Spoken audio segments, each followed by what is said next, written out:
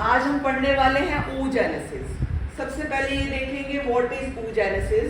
It is formation of haploid ovum या egg बोल सकते हो from diploid ovum mother cell that is oogonia by means of which division, यहाँ पे भी आएगा मियोसिस। जैसे उसमें था ना मियोसिस, सेम ही है डेफिनेशन। उसमें भी स्पर्म्स बने थे, किससे बने थे? स्पर्मेटोगोनियम से। और कौन से डिवीजन से? मियोसिस। सेम है, कुछ नहीं, बस oogoनियम की जगह स्पर्मेटोगोनियम था और ओवम की जगह स्पर्म था, यही है बात और कुछ नहीं है। उसके बाद अब एक जो मेन डिफरेंस है यहाँ पर, बहुत ही हाईलाइटेड डिफरेंस है, वो क्या है?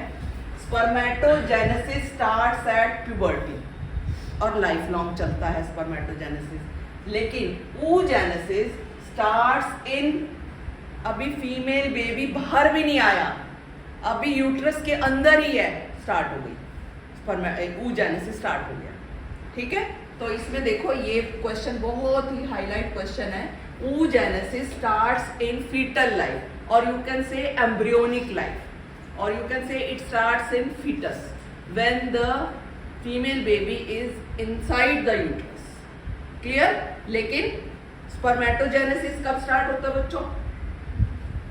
Spermatogenesis after puberty। ये huge difference है दोनों। समझ आ गया? Clear हो गया ये वाला difference? अब हम देखेंगे कैसे हम दोनों में जो बेसिक प्रोसेस थे वो क्या है, कैसे है वो, अगेन मैं यहाँ ड्रॉ करके ही बताऊंगी जैसे हमने स्पर्मेटोजेनेसिस में पढ़ा था बच्चों। तो ये हम देख रहे हैं oogenesis। एक तो यहाँ मैं दोबारा लिखा रही हूँ, starts in embryonic life. Clear? अब oogenesis के टाइम स्पेस चाहिए, अगर मैं यहाँ पर कोई बात नहीं चलती। हाँ, तुम्हें ध्यान है स्पर्मेटोजेनेसिस में कौन स्टार्ट करता है सबसे पहले डिवीजन? स्पर्मेटोगोनियम यानी germ cells, primary germ cell. तो इसके अंदर भी क्या होते हैं? जर्म सेल्स ही होते हैं, जो ओवरी के जर्म सेल्स हैं। ध्यान है, उसमें सेमिनिफरस ट्यूब्यूल के जर्म सेल्स हैं, यहाँ पर किसके हैं? ओवरी के। तो यहाँ पर हम सबसे पहले क्या लिखेंगे? oogonia। अब कौन बताएगा oogoनियम के, यहाँ लिखे बच्चों, oogoनियम में कितने क्रोमोसोम्स होते हैं? कौन बताएगा? एक मिनट, इसको ऐसे नहीं लिखेंगे, स्पेस चाहिए ना हमें, यहाँ लिखेंगे। बताओ बताओ बताओ, कितने हैं? 46। पूरा क्रोमोसोमल कॉन्स्टिट्यूएंट बताओगे? 44 प्लस एक्स, टोटल हो गए 46। क्लियर? ये है oogoनियम। अब जैसे कि हमने उसमें भी पढ़ा था, अगर तुम्हें ध्यान हो, oogonia करते हैं माइटोसिस, माइटोसिस से आगे फिर और बन जाएंगे, मोर oogonia बनते जाएंगे। ठीक है, इसको मैं ऐसे दिखाती हूँ तुम्हें, माइटोसिस होती जा रही है, माइटोसिस होती जा रही है और माइटोसिस से बनते जा रहे हैं oogonia। इनके अंदर भी कितना होना चाहिए क्रोमोसोम का नंबर? बताओ बताओ बताओ, क्या तो कितना होना चाहिए? 46। ये भी oogonia ही। अब नेक्स्ट स्टेप क्या होगा? इस स्टेप को क्या बोलते हैं? इस स्टेप को क्या बोलते हैं बच्चों? Multiplication phase. राइट? क्या बोलेंगे इस स्टेप को हम? Multiplication phase. This step is called as multiplication phase. Same उसमें भी यही था, ये सिमिलैरिटी है, कोई डिफरेंस नहीं है अभी तक। अब नेक्स्ट स्टेप क्या होगा ये देखना है हमने। नेक्स्ट स्टेप में अगर आपको याद हो तो क्या हुआ था बच्चों? प्राइमरी oocyte बना था, ध्यान आ गया? नेक्स्ट स्टेप में क्या बना था? Primary oocyte। कैसे बना था? Just by growth. ठीक है, तो इसमें क्रोमोसोम नंबर क्या होगा बच्चों, कोई बताएगा? क्रोमोसोम नंबर क्या होगा? इसमें भी 46 ही होगा क्रोमोसोम नंबर, लेकिन यहां पर एक अब ट्विस्ट है। क्या ट्विस्ट है ये देखो। एक तो एक और बात इसमें जाननी है, ये सब जितना कुछ हुआ है ना, नंबर ऑफ मतलब मिलियंस ऑफ oogonia बन जाते हैं फीटस लाइफ में। सोचो मारली गर्ल्स ने बाजी कि फीटल लाइफ में ही स्टार्ट हो गई अपना मल्टीप्लाई करना। oogonia बहुत सारे नंबर मिलियंस ऑफ बन जाएंगे। ठीक है, तो ये सब कब हो रहा है? यहां तक का ये फीटल लाइफ में बन रहे हैं, राइट? फीटल लाइफ में, यानी कि एम्ब्रियो स्टेज में। सक्शन बहुत डिस्टर्ब कर रहे हो बेटे आज। उसके बाद क्या होगा, जब बच्चे का बर्थ होगा, बर्थ टाइम पे ड्यूरिंग बर्थ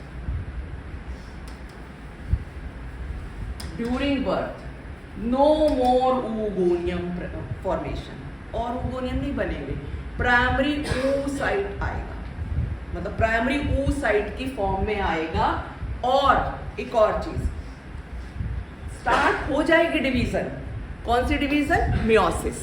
प्राइमरी oocyte में ही होती है ना, प्राइमरी oocyte पे डिवीजन स्टार्ट हो गई है, लेकिन जो ये प्राइमरी oocyte है, it is being arrested in meiosis 1। Meiosis 1 की जगह अगर मैं लिखूंगी प्रोफेज 1, तो समझ जाओगे मियोसिस की स्टेज है ये, है ना? समझ में आ रही है ना? प्रोफेज 1 ऑफ मियोसिस लिख लो तुम। ठीक है, हाँ, एक और चीज, प्रोफेज 1 की कौन बताएगा कितनी स्टेजेस होती हैं? कौन सी सीक्वेंस में कौन बताएगा? लेप्टोटेन, पैकिटेन, डिप्लोटेन। अब मैं एक पॉइंट बता देती हूँ, एनसीईआरटी में नहीं गिवन है, प्रोफेज 1 की भी डिप्लोटेन स्टेज में अरेस्ट होगी, राइट? तो ये क्या होता है, इस टाइम पे इट इज अरेस्टेड इन, मतलब ये स्टेज जो है प्रोफेज 1 के बाद बढ़ती नहीं है, बस वहां रुक गई है। ठीक है, उसके बाद अभी कुछ नहीं हुआ, अभी बर्थ से लेकर जब तक प्यूबर्टी नहीं हुई, बस जो oogonia है, मतलब जो ये सेल्स हैं, ये पड़े हुए हैं किस फॉर्म में? प्राइमरी oocyte की फॉर्म में पड़े हुए हैं। और यहाँ पे लिख सकते हो, ये लिख लो, it arrested in, chromosomes are arrested in prophase 1। और फिर कब कंप्लीट होएगी? जब प्यूबर्टी आएगी। तो देखो कॉम्प्लेक्सिटी बढ़ती जा रही है, क्या हो रहा है उसमें तो हमने कुछ पढ़ा ही नहीं था ऐसा कुछ भी। एक तो पहला फीटस लाइफ में शुरू हो गया, दूसरा बर्थ टाइम में ये। एक और चीज, सारे के सारे oogonia नहीं बनाते प्राइमरी oocyte, कुछ oogonia बनाते हैं। ठीक है, कुछ oogonia आगे बनाएंगे प्राइमरी oocyte, फिर उनमें से कुछ oogonia बनाएंगे सेकेंडरी oocyte, राइट? ये भी हम प्रोसेस साथ साथ पढ़ेंगे। पर एक बात देखो, यहाँ मल्टीप्लिकेशन फेज सेम है, ग्रोथ फेज भी सेम है, ये चीज अलग है कि कब शुरू हुआ। ये सारा का सारा फेज स्पर्मेटोजेनेसिस में कब था? आफ्टर प्यूबर्टी, है ना? प्यूबर्टी के बाद था, अगर तुम्हें ध्यान हो। लेकिन अब क्या होगा, इसमें जो अगली स्टेज होगी, इसमें दैट इज, अब ये जो है ना, ये अरेस्टेड इन प्रोफेज 1, यहाँ पे लिख देती हूँ मैं, ये डिप्लोटेन स्टेज में होती है ये अरेस्टेड। अब इसके बाद जो है next division, it will occur at the time of puberty, at the time of puberty. Meiosis 1 start हो चुकी है बर्थ से पहले, लेकिन वो कंप्लीट नहीं हुई। अब ये मियोसिस 1 कब कंप्लीट होगी? जब प्यूबर्टी के टाइम, क्योंकि उस टाइम पे हार्मोन रिलीज हो जाएगा, FSH, है ना? कौन FSH रिलीज करेगा? Anterior pituitary. फिर FSH इसके ऊपर एक्ट करके ये डिवीजन कराएगा। अगेन एक और यहाँ पर ट्विस्ट है, वो क्या है बच्चों? अब की बार जो डिवीजन होगी वो अनइक्वल होगी, नॉट इक्वल। उसमें तो इक्वल थी, याद है सेकेंडरी ऊ साइड जो बने थे इक्वल बने थे, इस टाइम पे इक्वल नहीं बन रहे। एक बहुत बड़ा सेल बन गया, एक इतनी छोटू सा सेल, टाइनी सेल, स्मॉल भी कहना, स्मॉल से भी स्मॉल से भी स्मॉल सेल, राइट। तो यहाँ पर एक ये पॉइंट लिख लो, बहुत इंपॉर्टेंट है। यहाँ पर अनइक्वल डिवीजन, अनइक्वल डिवीजन। अभी तो हमने बहुत कुछ डिटेल में पढ़ना है, ये तो मैं बेसिक स्ट्रक्चर बता रही हूँ, मेन पॉइंट्स तो आगे जाकर के पढ़ोगे, राइट। तो इसमें क्या क्या बनेगा देख लो बच्चों। एक तो बन जाएगा इतना बड़ा सेल, और एक ये इसकी जरूरत क्या थी? इसको क्या बोलते हैं हम?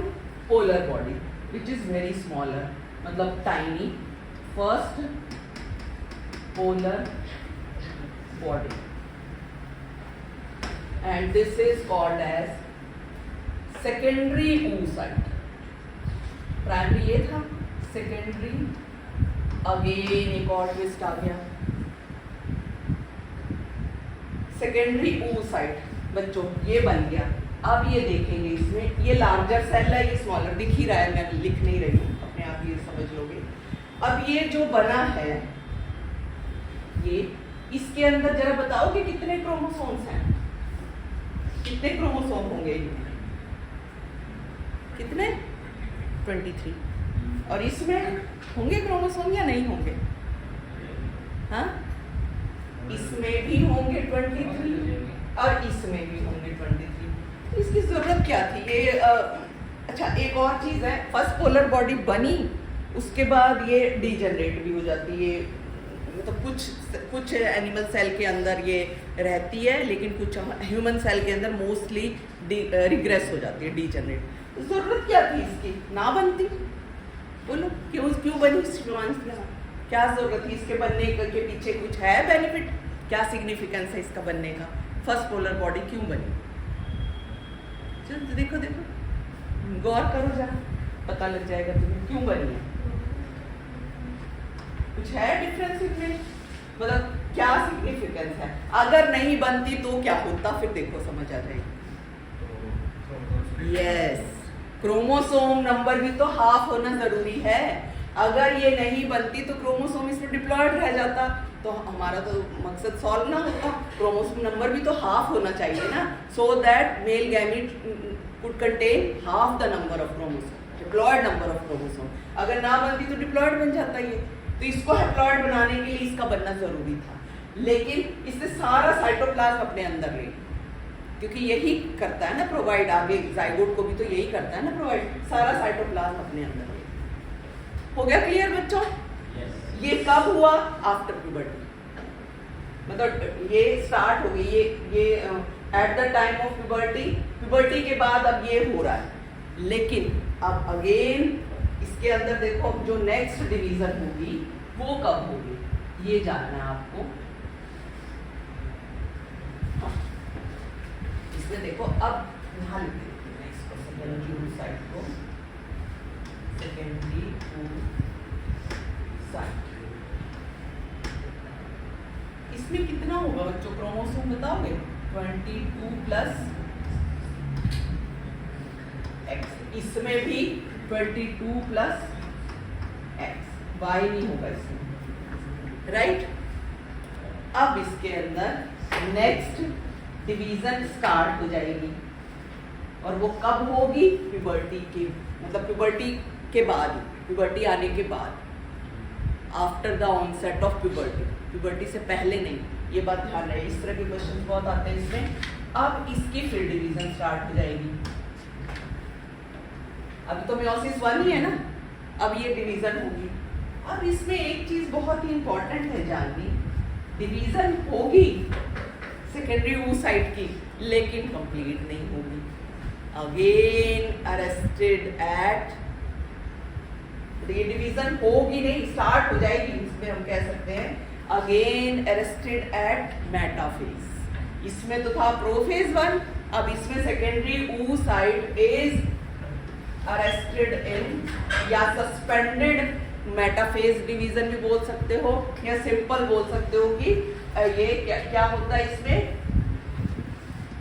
मेटाफेज, अरेस्टेड एट मेटाफेज 1 या 2, 1 है ना। लिटिल कॉम्प्लेक्स है ये।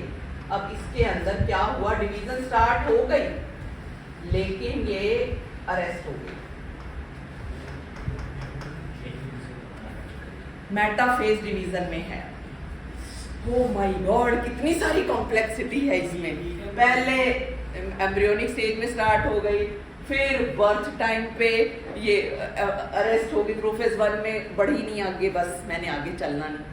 फिर उसके बाद किसी तरह बर्थ के बाद चलो जी आए बाहर, तो उसके बाद फिर क्या हुआ, ये सेकेंडरी oocyte बन, फिर अनइक्वल डिवीजन हो गई। अनइक्वल डिवीजन के बाद फिर again arrested at metaphase 1, right. तो इसमें क्या हुआ, इसका क्या हुआ ये भी लिख लो चाहे, इट बिकम्स डीजेनरेटिव। तो क्या ये डिवीजन कब कंप्लीट होगी फिर? इसको तो सेकेंडरी oocyte ही बोलेंगे। Secondary oocyte which is suspended in metaphase 2। अब इसमें 2 केस हैं, कब होएगी या नहीं होएगी या कब होएगी, जो डिवीजन कंप्लीट कैसे होएगी ये देखेंगे। देखो बच्चों, इसमें 2 केसेस हैं, तो यही है, तुम नीचे लिखना, मेरे को ऐसे लिखना पड़ रहा, मैं ऐसे लिख रही हूँ, ठीक है। If no sperm entry, if no sperm entry, तो division will not be completed। Meiosis 2 not complete, meiosis 2 not complete। इसका मतलब एक तुम्हें बात समझ में आ गई होगी कि ovum not formed, ovum not formed, ये भी लिख लो, ओवम बना ही नहीं, ओवम बना ही नहीं, राइट। समझ में आई। अब ड्यूरिंग स्पर्म एंट्री, फर्टिलाइजेशन नहीं है, सिर्फ स्पर्म एंट्री की बात कर रही हूँ, ठीक है। इसका मतलब मैं यहाँ पे बना के दिखाती हूँ तुम्हें। सपोज ये है सेकेंडरी oocyte ना, दिस इज सेकेंडरी oocyte, और ये सेकेंडरी oocyte का न्यूक्लियस है, बल्कि सस्पेंडेड डिवीजन में पड़ा हुआ है। चलो मैं ये दिखा देती हूँ, ये तो क्या होगा, यहाँ पर स्पर्म की एंट्री हो रही है। स्पर्म की एंट्री का मतलब यहाँ पर ये न्यूक्लियस आ गया, मेल गैमीट, ये female nucleus. Male and female nucleus जब एंटर कर जाते हैं तब जाकर के इसकी डिवीजन कंप्लीट होगी, और उसके बाद जब स्पर्म एंट्री होगी, अगर स्पर्म एंट्री होती है तो फिर ये डिवीजन कंप्लीट करके ओवम बना देगा, और सेकेंड पोलर बॉडी, ये कहाँ लिखा है, सेकेंड पोलर बॉडी, ठीक है, ड्यूरिंग स्पर्म एंट्री, यानी कि meiosis complete, meiosis complete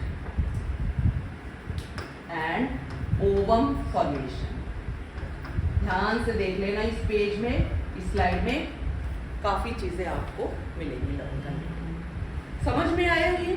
तो ये डिवीजन तभी कंप्लीट होती है जब sperm is ready to enter.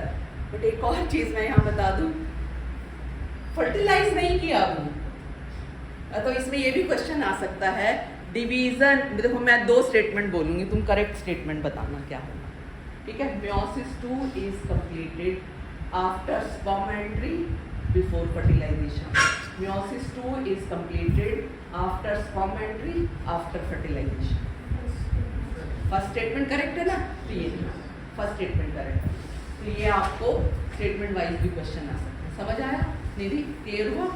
तो ये बच्चों कंप्लीट कर लो, फिर आगे चलते हैं। इसमें से किसी को कोई चैलेंज है तो बता सकते हो। मेटाफेज 1 है,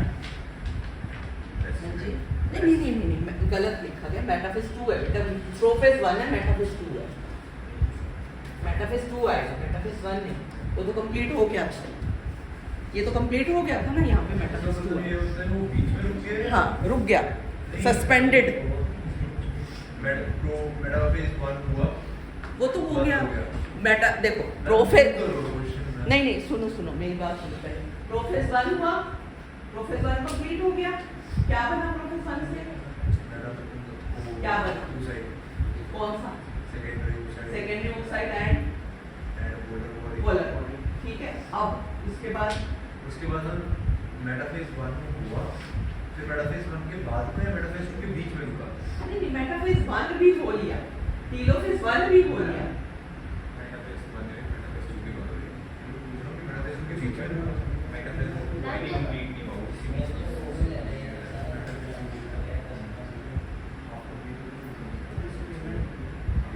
मेटाफेज 2 जैसे स्टार्ट हुआ ना वही बीच में रुक गया। हाँ मतलब कि ना वो हुआ नहीं, हाँ मतलब कि आगे वो गए ही, एनाफेज हुआ ही, मेटाफेज 2 पे स्टॉप, ठीक है, मेटाफेज 2 पे स्टॉप हो गया। तो technically this is secondary oocyte is released during ovulation, not ovum. अब समझ में आया? Technically it is secondary oocyte, ovum तो बनता है आफ्टर स्पर्म एंट्री। अब हुआ क्लियर कुछ चीजें? अब एक और चीज हमें डिस्कस करनी है जो मेन, ये तो तुम्हें बेसिक फॉर्मेट बता दिया, अब इस फॉर्मेट के बेस पे तुम सिमिलैरिटीज भी लिख सकते हो, ये क्वेश्चन भी लिख के लाना, सक्षम ये क्वेश्चन लिख के लाना आपने, similarities between spermatogenesis and oogenesis, differences between spermatogenesis and oogenesis, इसके बना के लाना डिफरेंसेस।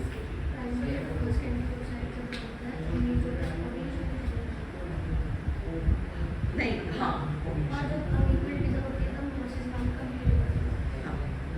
म्योसिस 1 कब कंप्लीट होती है ये पता लग गया, और म्योसिस 2 कब कंप्लीट होती है? After sperm entry, not after fertilization, after sperm entry. ये बड़ा पॉइंट ध्यान देने वाला है, ठीक है। चलो बच्चों इसमें से देख लो, नहीं तो हम आगे चलेंगे। इसमें एक और चीज बता दूं, जो ये सेकेंड म्योसिस है ना, ये भी अनइक्वल है, सेकेंड म्योसिस भी अनइक्वल है, ये बात भी लिख लो, ये भी अनइक्वल डिवीजन।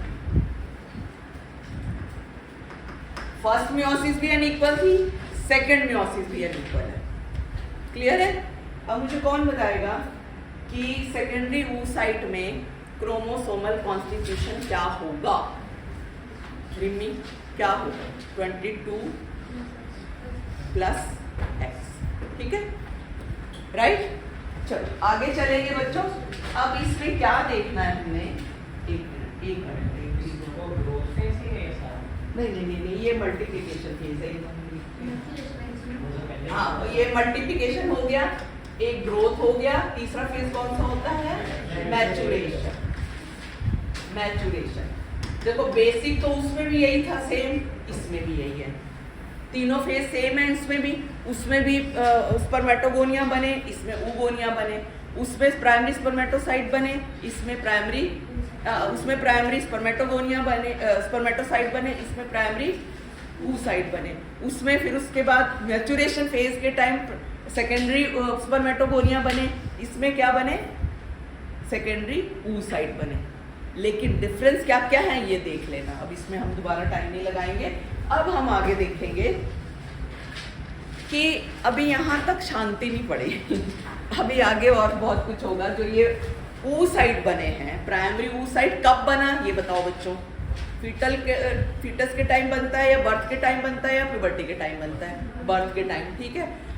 अब जब प्राइमरी oocyte बनते हैं तो इनके चारों तरफ लेयर बनती जाती है फॉलिकुलर सेल्स की, ग्रेनुलोसा सेल्स की, ठीक है, ताकि उसकी ना oocyte की ग्रोथ होती रहे, उसकी डेवलपमेंट होती रहे। सेकेंडरी oocyte भी तो बनाना है ना आगे जा करके, और उसको न्यूट्रिशन प्रोवाइड करती है, राइट। तो उसकी ग्रोथ एंड डेवलपमेंट के लिए बनते जाएंगे फॉलिकुलर सेल्स इतने बन जाते हैं, प्राइमरी फॉलिकल बन जाएगा, सेकेंडरी फॉलिकल बन जाएगा, टर्शरी फॉलिकल बन जाएगा, और ग्राफियन फॉलिकल, मैच्योर फॉलिकल। ये स्टोरी सारी हम पढ़ेंगे।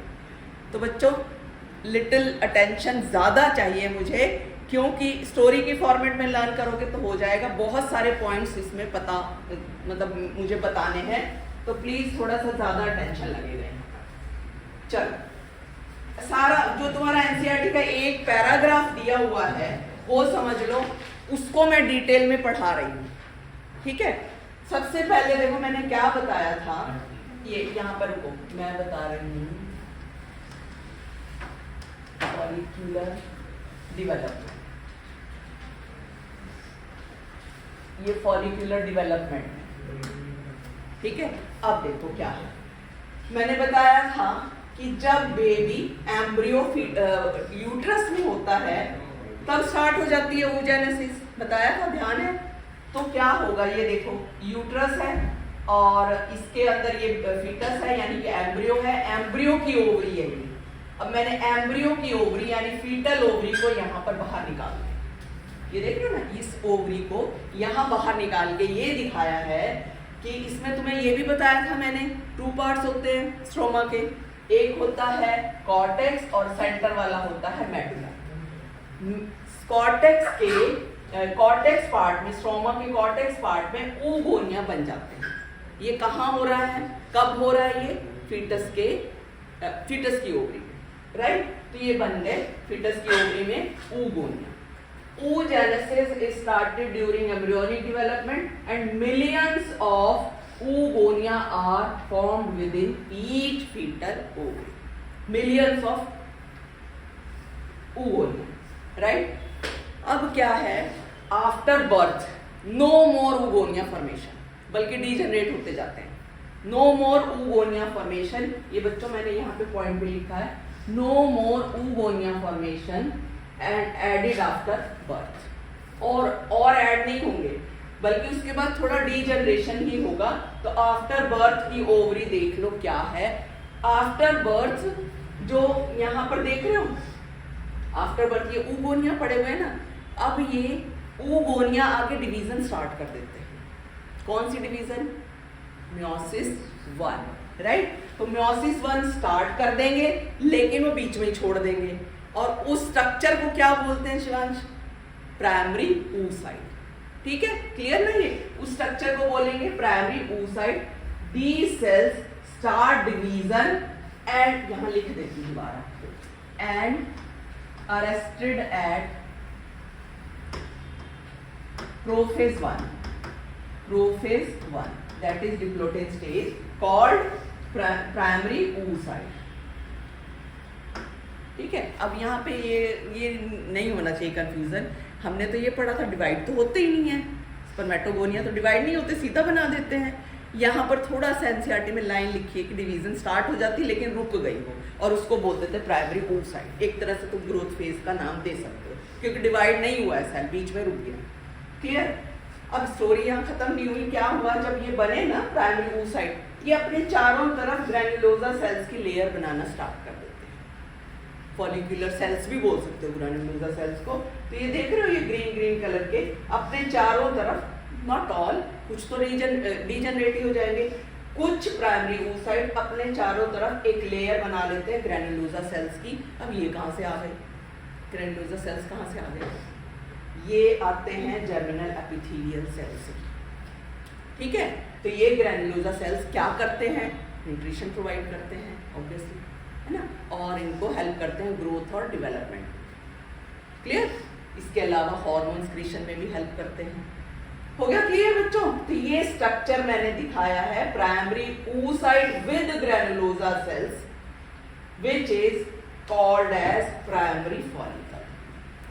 Now primary oocyte after the formation of granulosa cells is called as primary follicle. Did you get it? Primary oocyte क्या है और प्राइमरी फॉलिकल क्या है। प्राइमरी oocyte के बाहर जब एक लेयर बन जाएगी ग्रैन्युलोसा सेल्स की तो क्या बन जाएगा, प्राइमरी फॉलिकल। समझ में आ गई ये सारी बात। और ये कब हुआ, आफ्टर बर्थ। ये कब था, बिफोर बर्थ, फीटस एम्ब्रियो। ये दोनों चीजें समझ में आ गई। oogonia बने लेकिन oogonia प्राइमरी oocyte बन करके बाहर आए, मतलब बर्थ के टाइम आए।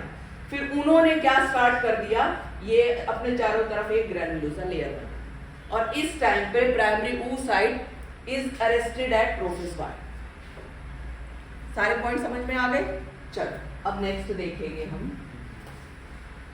अब देखो ये था, ये बन गया कंप्लीट जो मैंने दिखाया दोबारा से स्ट्रक्चर। प्राइमरी oocyte है जो कि अरेस्टेड है मेयोसिस 1 स्टेज में, प्रोफेज 1 स्टेज में, और इसके चारों तरफ ये ग्रैन्युलोसा सेल्स है। So each primary oocyte get surrounded by a layer of granulosa cells and is called primary follicle. अभी भी यहाँ पे स्टोरी खत्म नहीं हुई, आगे फिर और कुछ कॉम्प्लिकेशन इसमें बढ़ानी है। वो क्या है देखो। अब क्या हुआ, a large number of these follicles, कौन से फॉलिकल्स? अब प्राइमरी फॉलिकल्स की बात कर रही हूं मैं, ठीक है। Degenerate during the period from birth to puberty and this is called as follicular atresia. Question आता है बच्चों, फॉलिकुलर एट्रीजिया क्या होता है? फॉलिकुलर एट्रीजिया मतलब फॉलिकल्स डीजेनरेट होंगे कब? बर्थ से लेकर प्यूबर्टी तक, ठीक है। कितने रह गए? During puberty only 60,000 to 8,000 primary follicles are left in each ovary. कहाँ मिलियंस ऑफ ओवोनिया बने थे और धीरे धीरे डीजनरेट होते गए और इतने रह गए।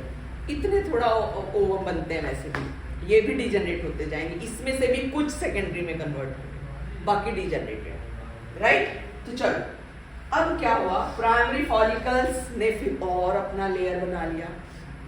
इसको लर्न करने के लिए तुम ये कह सकते हो, जो ये oocyte बन रहे हैं ना, इनको मैच्योरेशन के लिए एक प्रॉपर घर चाहिए, तो अपने चारों तरफ दीवारें बनाते जा रहे हैं, ये प्रॉपर पक्की दीवारें बनाते जा रहे हैं, राइट, ताकि ये अच्छे से मैच्योर हो सके। तो पहले ये बन गई थी ग्रैन्युलोसा सेल्स की एक लेयर, अब क्या बनी? Primary follicle get surrounded by more granulosa cells, more follicular cells, ठीक है, and a new theca layer also surround these granulosa cells। एक देख रहे हो ये येलो कलर की थीका लेयर, एक और बन गई दीवार, ये स्ट्रोमा ने बनाई है थीका। छोटे छोटे पॉइंट नोट करते रहना। थीका लेयर किसने बनाई है? स्ट्रोमा ने। लिख देती हूँ,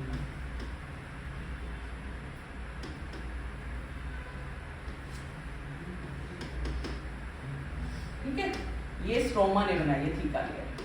ग्रैन्युलोसा सेल्स जर्मिनल एपिथेलियम में बनाए थे। बच्चे ये चीजें कहीं ना कहीं नहीं दी हुई हैं, बट लर्न कर लेना। अब उसके बाद ये इस स्ट्रक्चर को क्या बोलते हैं? Primary oocyte। ध्यान रहे, प्राइमरी oocyte ने अपने चारों तरफ ग्रैन्युलोसा सेल्स भी बना लिए हैं, थीका लेयर भी बना ली है। अब इसका नाम प्राइमरी फॉलिकल से बदल के क्या बन गया? Secondary follicle. तो अब मैंने आसान कराने के लिए यहाँ पे 2 पॉइंट ऐसे लिख दिए कि सेकेंडरी फॉलिकल कब बोलेंगे? जब प्राइमरी फॉलिकल ज्यादा से ज्यादा ग्रैन्युलोसा सेल्स बना लेगी और एक थीका लेयर बना लेगी। पढ़ा लेकिन अंदर प्राइमरी oocyte है। ये क्वेश्चन आ सकता है, सेकेंडरी फॉलिकल के अंदर प्राइमरी oocyte पढ़ा होता है या सेकेंडरी oocyte? बोलो, प्राइमरी oocyte। अभी सेकेंडरी oocyte नहीं बना है, तो ये लिटिल कंफ्यूजिंग हो सकता है, आपको ध्यान रखना है। अभी प्राइमरी oocyte ने अपनी दीवारें बनाई हैं और सेफ्टी के लिए, और क्या बोलेंगे इसको? Secondary follicle. ऐसा कुछ नहीं है, सेल्स इंक्रीज होते जाएंगे, जितने ज्यादा मतलब फॉलिकुलर डेवलपमेंट होती रहेगी, ये प्रोसीड करती रहेगी। अभी भी नहीं इसको शांति, अभी और पक्की दीवारें बनाई जा रही है, ठीक है, और पक्की दीवारें। अब क्या होगा नेक्स्ट? अब इसमें सेकेंडरी फॉलिकल जो है वो टर्शरी फॉलिकल में कन्वर्ट हो जाएगा। कैसे हो जाएगा? इसके मैंने ये कुछ पॉइंट्स बताए हैं, टर्शरी फॉलिकल में कन्वर्ट होने को कैसे होगा। पहला पॉइंट तो सबसे इंपॉर्टेंट है कि तुम्हें ध्यान है कब कंप्लीट होती है डिवीजन प्राइमरी oocyte की? बर्थ टाइम पे या बिटवीन चाइल्डहुड टाइम पे या प्यूबर्टी टाइम पे? प्यूबर्टी टाइम पे पढ़ा था ना हमने। अब प्यूबर्टी टाइम पे जो फर्स्ट वो थी प्राइमरी oocyte, वो क्या बनाएगा? Secondary oocyte and polar body. दिखा दी है मैंने, कई बार डायग्राम में नहीं दिखाते, याद कराने के लिए। Secondary oocyte and polar body. एक तो ये हो गया, अनइक्वल डिवीजन होगी which occurs at puberty time, right. दूसरा पॉइंट क्या है? एक इसमें एक्स्ट्रा कैविटी बन गई, एंड्रम। फ्लूइड फिल्ड कैविटी है, इसमें इसके अंदर फ्लूइड भरा हुआ है, इस कैविटी के अंदर, right. Fluid filled cavity antrum, formation of fluid filled cavity antrum. Third point उसमें नहीं था सेकेंडरी फॉलिकल में, इसमें बन गया। More layer of granulosa cells, और बन गए ग्रैनुलोसा सेल्स, दिख रहे हैं इसमें, नजर आ ही रहे हैं। इसके अलावा जो थीका थी वो डबल हो गई, आउटर एंड इनर, उसमें सिंगल थी, इसमें डबल हो गई, राइट। और इसका साइज भी इंक्रीज हो गया, ठीक है। तो साइमल्टेनियसली कितने सारे स्टेप्स चले, दोबारा से देख लो। एक तो डिवीजन कंप्लीट हुई, दूसरा इसके अंदर फ्लूइड फिल्ड कैविटी एंट्रम बन गई, तीसरा ग्रैनुलोसा सेल्स का नंबर बढ़ गया, और फोर्थ पॉइंट क्या बताया था मैंने, थीका भी 2 बन गए, primary outer and inner theca. और एक पॉइंट क्या है कि साइज इंक्रीज हो गया। क्लियर है? अब मेरा क्वेश्चन है, टर्शरी फॉलिकल के अंदर क्या पड़ा हुआ है, प्राइमरी oocyte पड़ा हुआ है या सेकेंडरी oocyte पड़ा हुआ है? हर गुड, सेकेंडरी oocyte है। अब टर्शरी फॉलिकल में सेकेंडरी oocyte है और सेकेंडरी फॉलिकल में प्राइमरी oocyte था, ये ध्यान देना बच्चों। क्लियर हो गया ये? चलो अब हम नेक्स्ट देखें। अब उसके बाद आएगा मेच्योर फॉलिकल। मेच्योर फॉलिकल का नाम है ग्राफियन फॉलिकल, क्योंकि एक साइंटिस्ट का नाम है ग्राफियन, ठीक है। इसमें क्या हुआ, इसमें अब देखेंगे हम, जो टर्शरी फॉलिकल है that is converted into Graafian follicle. अब इसमें क्या करेगा, ये जो सेकेंडरी oocyte पड़ा हुआ था तुम्हें पता है, secondary oocyte is arrested at which division? Metaphase 2, metaphase 2, right. इसने अपनी एक फ्रेंड बना ली जिसका नाम है जोना पेलिस्ट्रा।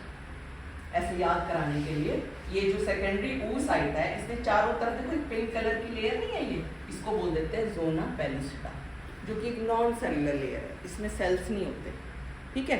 यही इसी ने स्क्रीट किया है, और ये क्या बन गया, जोना पेलिस्ट्रा। और उसके बाद जो एंट्रम थी उसका साइज भी इंक्रीज हो गया, साइज ओवरऑल भी इंक्रीज हो गया। So secondary oocyte forms a new membrane called zona pellucida around it and the graphian follicle। अब ये मेच्योर ग्राफियन फॉलिकल है।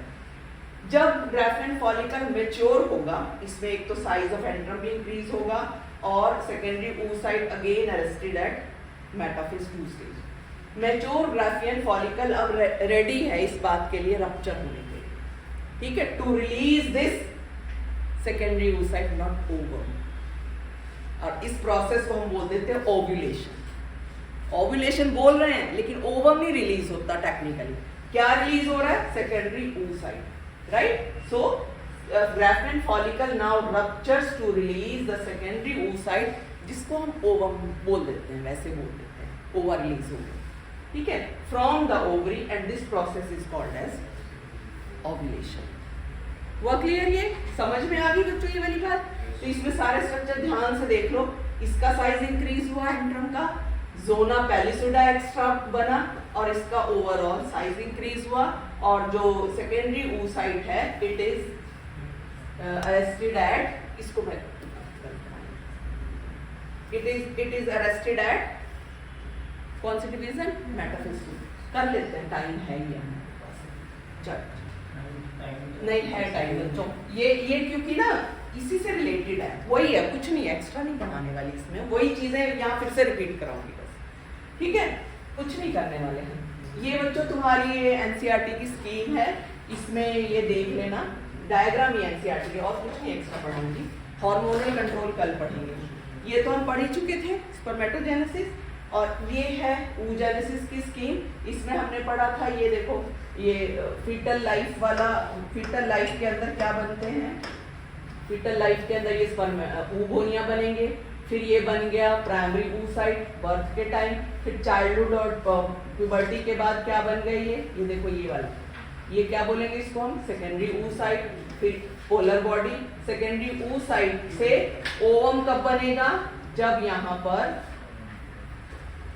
पर स्पर्म एंट्री के लिए रेडी होगा तभी बनेगा ओवम, नहीं तो नहीं बनेगा, ठीक है, ठीक है, क्लियर? यहाँ नहीं दिखाना चाहिए मुझे, यहाँ ठीक है। और उसके बाद सेकेंड पोलर बॉडी बनेगी। ये तुम्हारा कर लेना, मैं तुम्हें डिटेल में करा चुकी हूँ, बस इसको हम छोड़ देते हैं, इसको छोड़। अब हम ये वाला डायग्राम ध्यान से देखेंगे, एक बार मेरे साथ ध्यान से पढ़ना है इसको, क्या क्या है मेरे साथ ड्रॉ करोगे तो ज़्यादा अच्छा है। This is the diagram of TS of oval, right. Side में कर दो इसको, मेरे साथ तुम ड्रॉ कर सकते हो, ज़्यादा टाइम नहीं लेंगे। तो ये बना लो,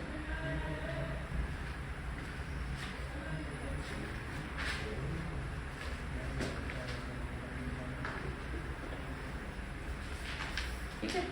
ये हम डायग्राम ड्रॉ कर रहे हैं टीएस ऑफ ओवल।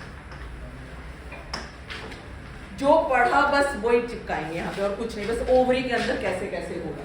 तो जो एक बात तुम्हें ध्यान होगा, ओवरी की वॉल में क्या है, ये कौन से सेल्स हैं, इसको क्या बोल देते हैं हम, जर्मिनल एपिथेलियम। ये पूरी ऐसे ही होती है, मैं सारे सेल्स नहीं बना रही। This is called as germinal epithelium. हो गया क्लियर।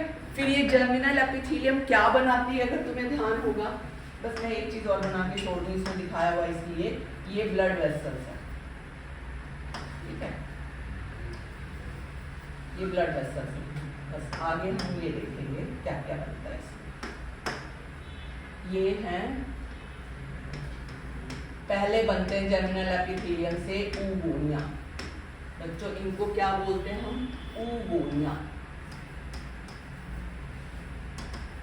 अब ये ऊगोनिया क्या बनाएंगे, प्राइमरी फॉलिकल। यस, क्या बनाएंगे, ये primary follicle.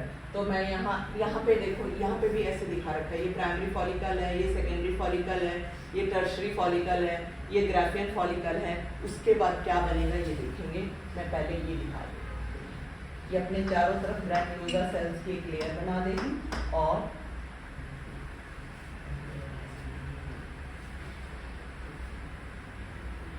This is called as primary follicle. मैं अंदर ही प्राइमरी फॉलिकल, राइट। अब ये क्या होगा, प्राइमरी फॉलिकल।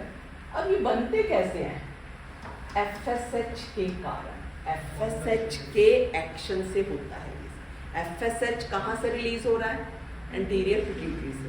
और एंटीरियर पिट्यूटरी क्यों रिलीज कर रही है, hypothalamus gonadotrophin releasing hormone release कर रहा है, इसलिए, ठीक है। तो ये सारा कनेक्टेड है। तो इस तरीके से अब इससे ये बना, इससे ये बना। अब क्या बनेगा, सेकेंडरी फॉलिकल। सेकेंडरी फॉलिकल के फीचर क्या क्या है, कौन बताएगा। सेकेंडरी फॉलिकल में, सेकेंडरी फॉलिकल में प्राइमरी oocyte है या सेकेंडरी, प्राइमरी है ना सेकेंडरी फॉलिकल के अंदर, छोटा ही दिखाना चाहिए। लेकिन इसमें बन गए ये ग्रैन्युलोसा सेल्स। और क्या बनता है एक्स्ट्रा, थीका लेयर ना, बनती है थीका लेयर इसमें। इसको क्या बोलेंगे हम, सेकेंडरी फॉलिकल। अब उसके बाद क्या बना,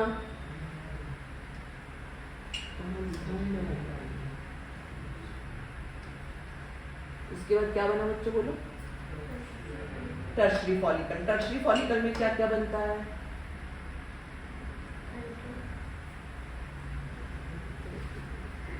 एंट्रम, यस, और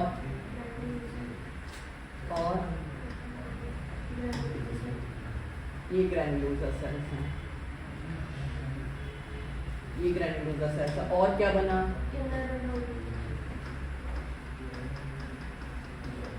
यस।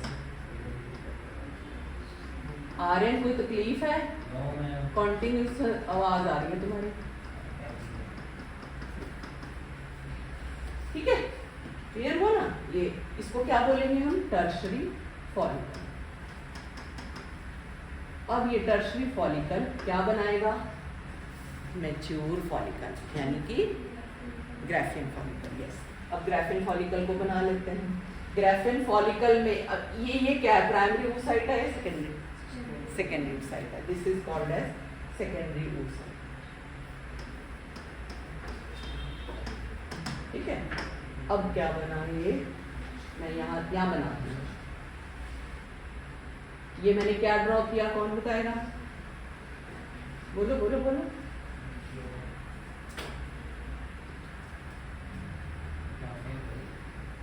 इसको थोड़ा सा बड़ा बना लेते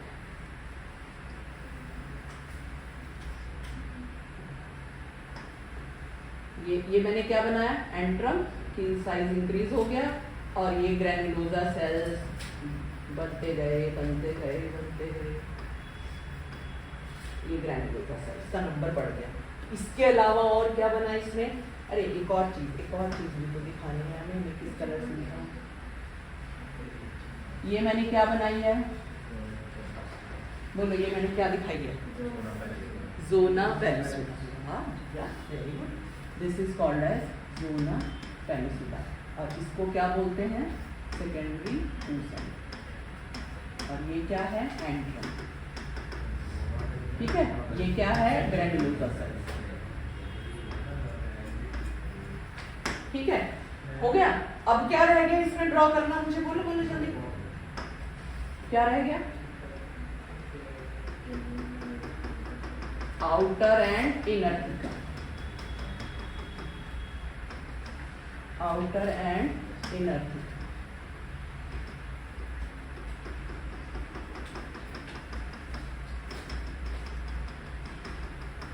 ये है आउटर थीका और ये है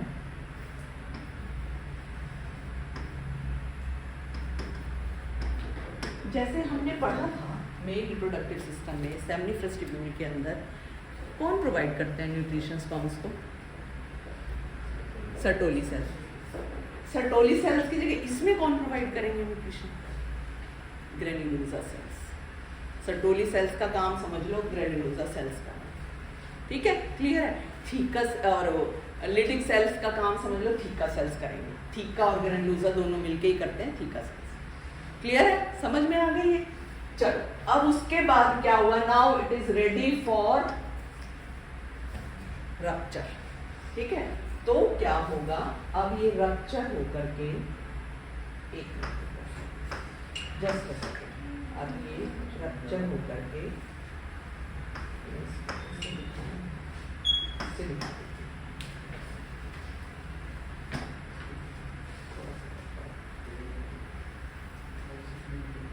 इसमें से ये आ गया बाहर, साथ में क्या क्या लेकर के आया? एक और चीज यहाँ दिखा देती, इसके बाहर भी ग्रैन्युलोसा सेल्स बन जाएंगे। इसके ना ज़ोना पेलिसुडा के बाहर भी ग्रैन्युलोसा सेल्स बनते हैं, जिसको हम कोरोना रेडिएटा के नाम से जानते हैं, आगे पढ़ेंगे। इसके ना ज़ोना पेलिसुडा के बाहर भी, तो बाहर क्या आया ये देखते हैं। और अंदर ये जो रह गया ना बाकी ग्रैन्युलोसा सेल्स भी रह गई। इस स्ट्रक्चर को हम क्या बोलेंगे? ये देखो, और इसके साथ आया जो बाहर, क्या आएगा? Secondary oocyte। क्या बोलेंगे उसको? Secondary oocyte। और इसमें देखो क्या क्या आया है, ये और ये और ये, साथ में अपने ये दोनों फ्रेंड्स को बाहर ले आया, ज़ोना पेलिसुडा को भी, कोरोना रेडिएटा को भी। पढ़ेंगे हम डिटेल में क्या है ये, सॉरी, इसको बोलते हैं कोरोना रेडिएटा और इसको बोलते हैं ज़ोना पेलिसुडा और इसको बोलते हैं हम सेकेंडरी oocyte ही बोलेंगे हम। कहीं पर ओवम भी लिखा होगा, बट टेक्निकली ये तो है तो सेकेंडरी oocyte। हाँ जी बच्चों, क्लियर है? अर्जुन ये क्लियर है नीचे वाला? अब इसमें देखो, अब क्या होगा? जब ये रप्चर होकर के बाहर आ जाएगा तो ये जो स्ट्रक्चर बनेगा ना, इसको अब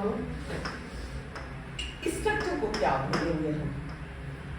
ये ऐसे बाहर निकल गया, मतलब इसमें से अब ओवम बाहर आ गया, बेचारा लूटा पिटा स्ट्रक्चर रह गया, ये जिसका नाम है कॉर्पस ल्यूटियम। ठीक है, इसको बोल देते हैं हम कॉर्पस। लास्ट ईयर भी पढ़ा हुआ तुमने, कॉर्पस ल्यूटियम। कॉर्पस ल्यूटियम खत्म हो जाएगा या सरवाइव करेगा, it depends on fertilization. If fertilization occurs, then corpus luteum maintained and secretes a hormone, that is progesterone, which maintains pregnancy. If fertilization doesn't occur, then this corpus luteum will be regressed. No need of progesterone. No more need of progesterone. ठीक है? Progesterone is needed to maintain pregnancy, to maintain endometrium. Otherwise, endometrium becomes shed off. Clear है? इसके बाद हम बाद में देखेंगे. ये देख लो. किसी का डाउट हो तो बोल सकते हो.